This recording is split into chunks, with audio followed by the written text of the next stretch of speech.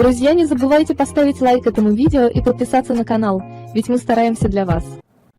После очередной ссоры с женой я хлопнул дверью и ушел, а точнее уехал. В кармане 0 рублей и столько же копеек. А так хочется нажраться. Я решил позвонить нашей общей знакомой, а точнее куме. Моя жена крестила ее дочь, чтобы занять немного денег. «Юль, привет, не помешал?» «Да нет, всегда рада тебя слышать. Слушай, тут такое дело, не займешь мне пару тысяч? Через недельку отдам». «Говно вопрос, только есть один нюанс. Я не в городе, я на даче. Слушай, приезжай ко мне, муж в командировке, мелких бабушка забрала, а мне мужские руки нужны. Сама не справлюсь». Юльку я знал давно и, честно говоря, всегда воспринимал ее как подругу и не более, хотя ее пышные формы по-любому не оставляли никого равнодушными. Я воспринимал ее именно как подругу. «Скинь адресок. Приеду, помогу, конечно». Ехать пришлось в Чеховский район, от Москвы в 70 километрах. Дача у нее, конечно, шикарная, а про баню вообще молчу. Мы с женой пару раз тут были. Юльку около дома не было видно, и я понял, что она по-любому возится в парнике. Да, она была там. Так получилось, что я подошел незаметно. Я уже хотел ее окликнуть, но затормозился. Она была одета в шорты и белую футболку. От пота она взмокла, и моему взору предстала ее обнаженная грудь 5-го размера. При движении они колыхались, и соски от трения стояли торчком.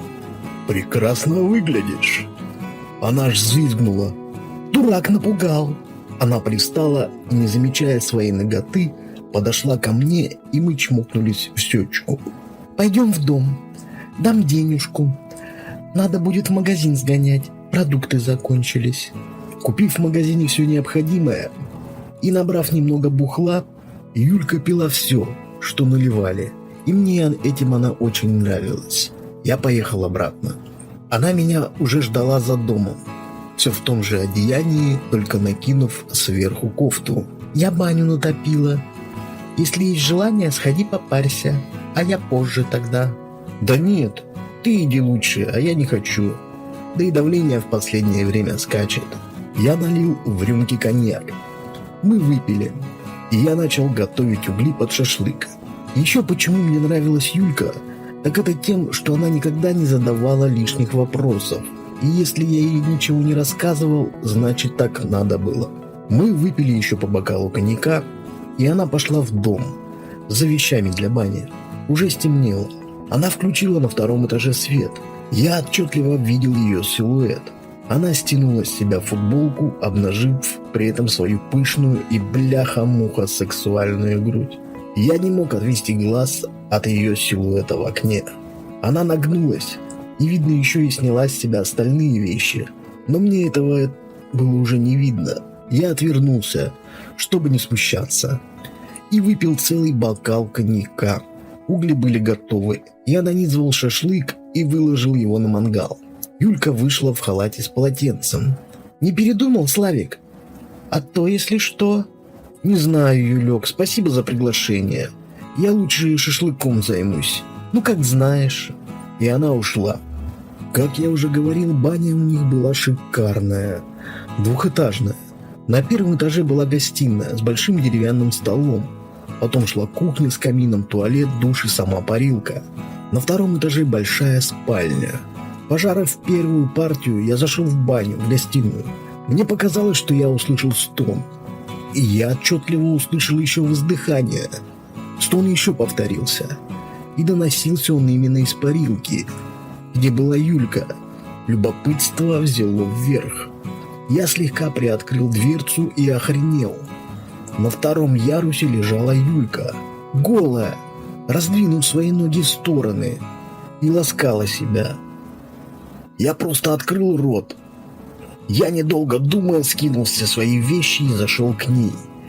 Коньяк и сильное возбуждение вело меня к ней. Она не удивилась, увидев меня, а просто взяла и поманила меня к себе. Попарившись, ополоснувшись по очереди в душе, мы сели за стол. То, что произошло между нами, никак не выходило из моей головы. Мы выпили и начали уплетать уже остывшийся шашлык. Она встала и потянулась через весь стол за миской салата. И я не удержался, схватил ее за бедра и пристроился сзади. Видно, и она думала о случившемся и хотела продолжения. А я не мог удержаться. Да, а кто бы смог? Мы долго занимались любовью. Перепробовали кучу поз. Нравилось ей это все. А мне-то что? Я за любой кипиш, кроме голодовки. Уснули мы вместе, в обнимку. Больше такого между нами не повторялось. Да и мы делали вид, что ничего не произошло. Да и сейчас, анализируя все, мне кажется, что это был всего лишь сон. Подписывайтесь на канал, чтобы не пропустить новые интересные истории. Спасибо за внимание. До скорых встреч. All right, everyone's presentations are done. Nick, the manager, said as he tried to move the discussion forward. Excuse me, I haven't. I recently found out something. Nick interrupted me and began to speak. There's apparently someone in this department who didn't graduate high school and is just a part-timer. Meetings should be for employees only. Absolutely right. His lackey, Mike, of course, agreed with Nick. I'm leaving. After leaving the meeting room, I started to shut down my computer. I noticed that an email had arrived, not in my personal inbox, but in the company's shared email. Thinking, there's no point in speaking up, no one will listen, I went home quietly. The next day, I heard a commotion from Nick's desk. He was staring at his computer screen, his face pale. Nick? Is something wrong? Mike looked at the screen with him. And he turned even paler than Nick. Why is he so angry? Knowing the reason for Mike's distress, I thought to myself, serves them right. My name is Adam. My mother passed away when I was in the 9th grade, and I was raised by my father. Well, you could hardly call it being raised. After my mother passed, my father changed. He drowned his sorrows in alcohol, and though he still went to work, he squandered our living expenses on horse racing. Because of that, I had to start working part-time as soon as I entered high school. Every month, I went to the convenience store with bills in hand that couldn't be auto-deducted from my father's account. Even though I endured it because I didn't want to be alone, I reached my limit in my 2nd year of high school and dropped out. I found a live-in job at a distant inn. Thank you for everything. The day I left home, my father, still staring at the TV, spoke. Take care. That was our last conversation. Back then, 18 wasn't the age of majority, so I needed my father's permission to work, and I couldn't hide my place of employment. Yet, my father never visited me even once. I kept working just to survive, and before I knew it, I was 42. Years of hard work paid off, and I was transferred to the headquarters. I was thrilled to be recognized by the company, as I thought I'd be working in the field until retirement due to my lack of formal education. Listen up. Our work can change the future of our employees. Don't drag us down. On my first day after the transfer, Nick, dressed in an expensive suit, spoke sternly. There was a reason for this. Our inn was located in a prominent tourist destination, known so well that everyone in the state could sing its commercial jingle. At its peak, we had 5 locations within the state. But that was long ago. Due to financial difficulties and aging facilities, only the place where I had worked for many years and the original establishment remained. I was prepared to lose my job anytime, but now there was a glimmer of hope. With the rise of social media, the tourist area where the inn was located started gaining attention again. Depending on how hard the sales department, where I was transferred, worked, we could either thrive or be forced to give up this prime location to the new hotel chains continuously popping up. For Nick, who had switched careers from another industry to strengthen our sales, this was a battle he couldn't afford to lose. I understood why he had to be strict. I will do my best. Nick sneered at my enthusiastic declaration. Did you not hear what I said? I'm sorry. I thought I was listening carefully. Out of habit from years of customer service, I apologized reflexively, though I had no idea what had offended him. Someone was watching me with a smirk. In this department, there are those who are expected to excel and those who have been shoved here because they have nowhere else to go. You are the latter. It was Mike, the section chief. He's 7 years younger, at 35. But he was called to headquarters much earlier than I was and had been moving around within the headquarters ever since. I'm not jealous, but I can't accept that he's my boss. Graduating from a prestigious university, he has an unusually high pride and caused many problems as a newbie, making things very difficult for me when I was the front desk leader. When I found out Mike was transferred to the sales department a month before me, I was disheartened. Mike is right. With just a middle school diploma, there's not much you can do. Don't even think about achieving results. As if I didn't exist, Nick remarked, I'm thirsty. Mike eagerly ran to the coffee maker. It seems Mike is Nick's lackey. I regretted being happy about my transfer to headquarters, wishing I had stayed on site forever. Send a direct mail to every company on this list by the end of the day. Nick only assigned me tasks that even a new graduate could handle. What? There are over 1,000 companies. You want me to send to all of them by today? Yes, if you and your fellow misfits split the work, even those with nowhere else to go should finish by today. I glanced at the employees typing away expressionlessly. They were worn out from customer service, only thinking about leaving on time, or were women reassigned after having children, with zero motivation for work. Even Sam, a new graduate from the same university as Mike, who was supposed to be among the expected achievers, had no enthusiasm for the job, having joined the company wanting to do customer service. I don't care what they say, I plan to quit anytime, he said. Only Nick and Mike were highly motivated, making all the decisions between the two of them. I originally only wanted to work at the inn to survive and had no particular attachment to this job. I swallowed my words, thinking I had no right to reprimand them. About a month after the transfer, Nick told us with a frustrated look. To commemorate the 50th anniversary, we've decided to create a plan exclusive for one group per day. Originally, Mike and I were supposed to come up with it, but our president, Mr. Thompson, insists on hearing everyone's opinions. So, you all get a chance. As Nick explained, Mike began handing out prints. Make sure not to embarrass Nick. If your ideas are half-baked, you'll have to redo them. It seemed that they had printed his handwritten notes by Mr. Thompson, which included several questions and a section for free responses. It made sense why Nick had to seek our input, given that all responses had to be submitted to Mr. Thompson. We were given a week to think about it, and a meeting was scheduled to compile our ideas. My plan is to let guests enjoy both the old and modern America. Nick began the presentations. Guests would watch a master confectioner at a nearby traditional sweet shop make sweets in front of them. The welcome drink would be premium tea in a bottle. Nick's plan was certainly attractive. After his presentation, Nick called on us to present in the order we were seated. Just as I stood up for my turn. All right, everyone's presentations are done. Excuse me, I haven't. I recently found out something. Nick interrupted me. There's someone in this department who didn't graduate high school and is just a part-timer. He was likely talking about me. I joined the company as a part-timer and was made a full-time employee when I turned 20. That was 20 years ago, so Nick and Mike probably had no chance to know until recently. Meetings should be for employees only. Absolutely right. After that, Nick kept creating opportunities to solicit everyone's opinions, purposefully excluding me from speaking.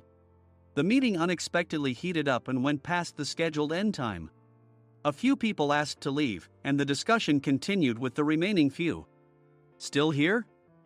Normally, you'd leave in that situation.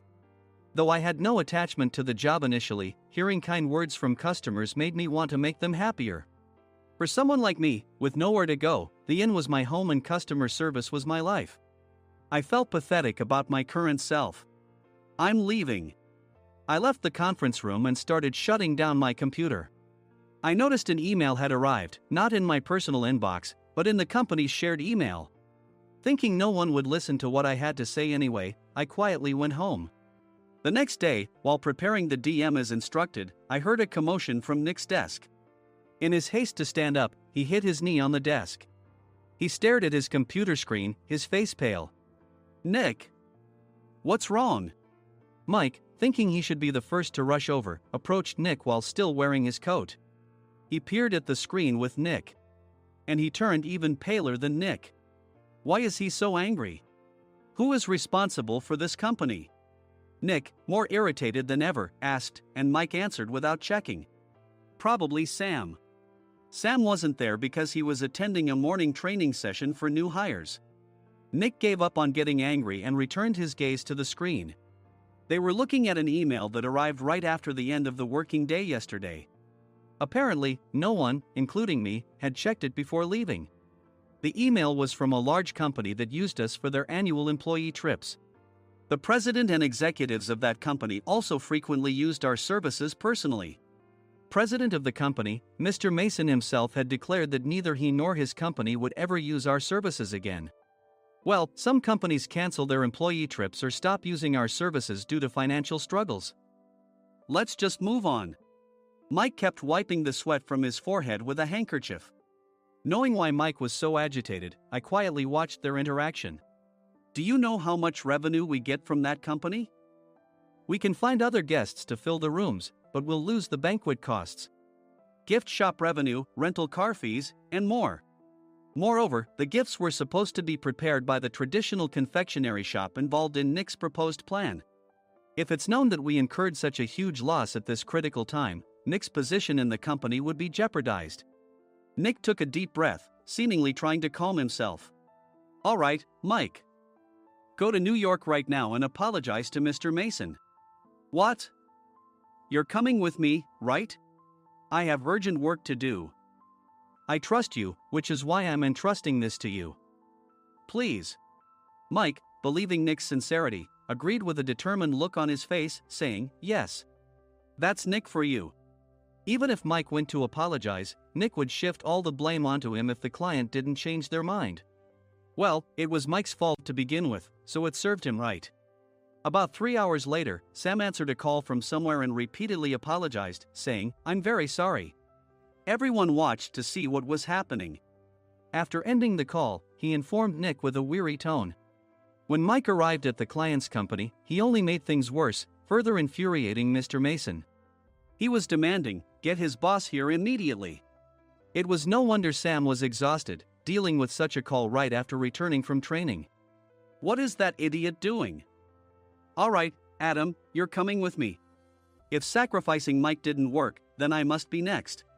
Normally, I'd want to refuse at all costs, but I saw an opportunity in this situation. If I can be of assistance, I'd be happy to join you. I obediently followed Nick, and we flew to New York. When we introduced ourselves at the reception, it became clear how serious the situation was, as the receptionist personally escorted us to the president's office.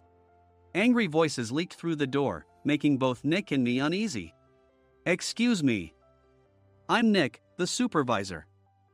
I understand my subordinate has caused you trouble, and I deeply apologize. Nick, with his experience in the corporate world, knew enough to offer an apology before excuses. However, his customer service skills left much to be desired. I sighed as I saw Mike trembling like a small dog in the corner of the room. What kind of training are you giving your subordinates? Mr. Mason glared at Nick with a red face. The intensity of his gaze made even Nick take a step back. Regrettably, I joined this company only 2 years ago and was unaware of Mike's issues. I should have identified his shortcomings sooner. Indeed. I should have realized sooner. No sensible person would come to apologize and then give a lengthy presentation on the drawbacks of not using their in. Nick froze, his mouth slightly open. Suspecting the worst, I picked up the documents that had fallen to the floor. It seemed Mike hastily prepared these documents on the plane, listing the disadvantages. Disadvantage 1: if you change the venue for the company trip, employees might suspect it's for cost-cutting reasons, leading to a negative impression. Reading it aloud half-jokingly, Nick snatched the papers from my hand and checked the contents with a furious expression. Among the stack of documents was a receipt from a nearby convenience store's copy machine. I felt a pang of dread, hoping he hadn't shown the receipt as well. What do you think he said when I asked what kind of nerve he had to do this? I'm very sorry. Faced with the dire situation, Nick must have thought there was nothing left to do but apologize. In a voice smaller than I'd ever heard from him, he uttered words of apology. He said, I'm a Harvard graduate. I don't believe I said anything wrong. Mike! What have you done? Forgetting his plan to pin the blame on Mike, Nick yelled loudly, even in front of Mr. Mason. I didn't do anything wrong. You're still saying that? Look at him. Mike pointed at me with a shaking hand. I was assigned to headquarters in my 20s and now I'm a section chief. This guy only made it to headquarters at 42. Everything I've done proves I was right. So why are we losing the contract? Having said his piece, Mike collapsed to the floor. Of course. You were sent there because you had nowhere else to go. Mike never expected to hear such words from someone he looked down upon. He lunged at me, and Nick hurriedly stepped in to stop him. Mr. Thompson told me Mike is a quick thinker, and to take good care of him. There's no way he was pushed aside.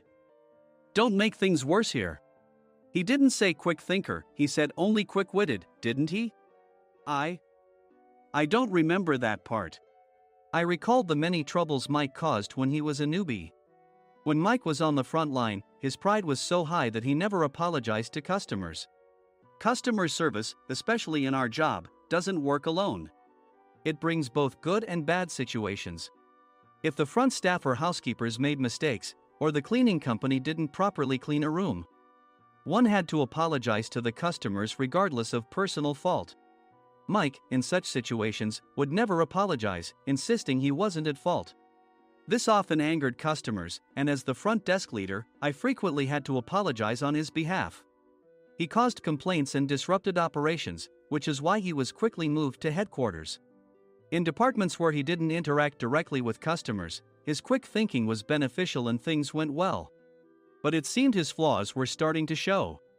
Corporate reservations are supposed to be entered into the system by the sales representative. But a quick check yesterday revealed that more than 10 items were missing from the client's reservation.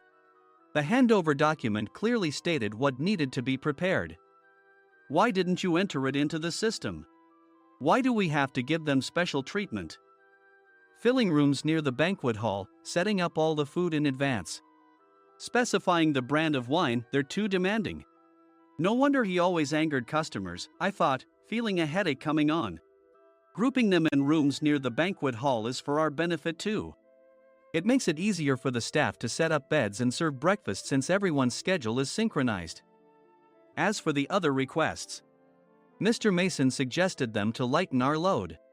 I didn't know that. Nick finally seemed to realize that Mike was the one who had angered the client. What did you say to them? I just told them we wouldn't give them special treatment anymore. We shouldn't waste effort on things that don't bring in money. I was utterly exasperated at his lack of understanding of customer service.